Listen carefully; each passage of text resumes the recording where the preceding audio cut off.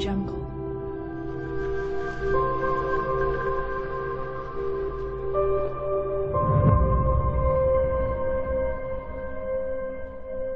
Audio Jungle.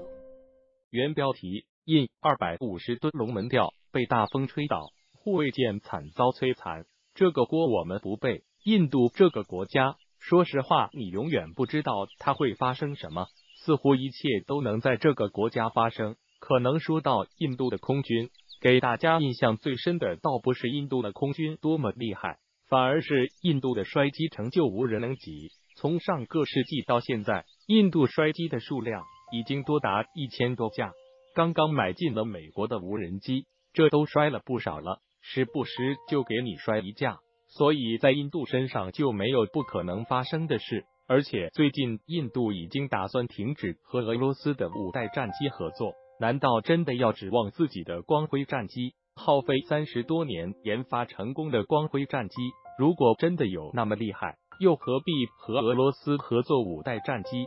钱花了不少，5代战机还没有到手，这生意怎么算都亏大了。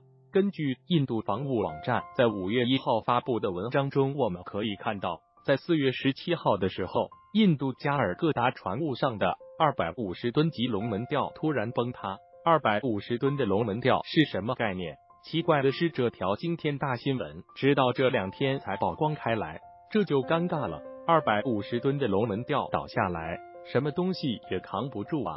而在250吨龙门吊下正在建造的正是印度的 P-17A 导弹护卫舰。对于印度海军来说，自己的国产航母已经泡在水里13年了，现在还没有给大家一个交代，现在海军又来这么一出，这到底是要干啥？虽然说有人披露当时的风非常大，难道再大的风能把250吨的龙门吊吹倒？台风也难吹倒吧？说风大显然是在为自己找理由，只可惜了这艘护卫舰，估计想要整回原样是不可能了。印度估计也相当的无奈，以前还有军舰在船坞里侧翻，还砸死了2个人，还有潜艇发射导弹把自己潜艇炸了的离奇事件，而如今这么大的龙门吊砸毁自家的导弹驱逐舰，谁之过？要知道，印度所用的大部分龙门吊都是从我们国家进口来的，被如此摧残的护卫舰，难道要怪罪于我们的龙门吊？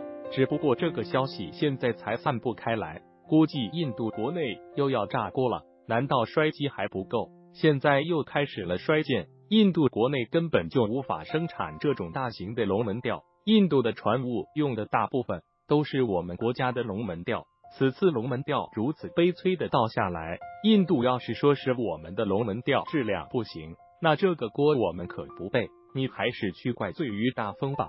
同样的龙门吊，为啥我们用的好好的，你现在出事了，让我们背锅，你觉得我们能答应吗？